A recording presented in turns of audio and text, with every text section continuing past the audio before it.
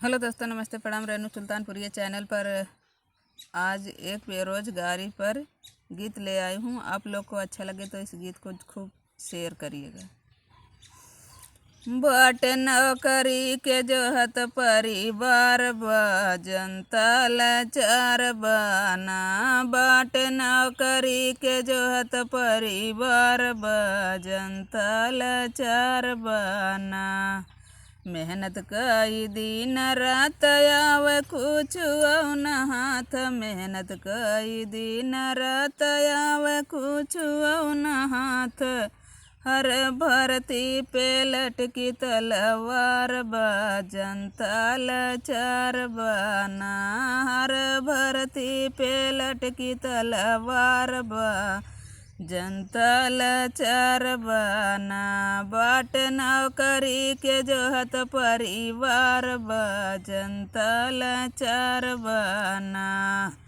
लइका धरना पे जाई नाही केहू के सुनाई, लड़का धरना पे जाई नाही केहू के सुनाई।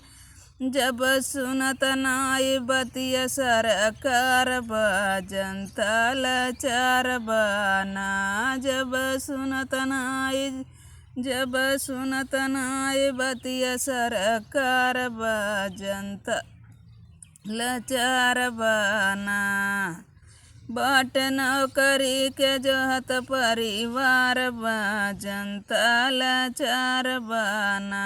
बीत गईले जब उमर टूट गईले सबर, बीत गईले जब उमर टूट गईले सबर। गले फांसी चाहे बिजली के तार बा, गले फांसी चाहे बिजली के तार बा, जनता लाचार बाना। बाट नौकरी के जोहत परिवार बा, जनता लाचार बाना। रोमई बाप और माई अपन लाल जो गवाई, रोमई बाप और माई अपन लाल जो गवाई। सुन गोदिया के जिम्मेदार बा, जनता लाचार बाना। सुन गोदिया के जिम्मेदार बा, जनता लाचार बाना। छोड़े नौकरी के ध्यान लोग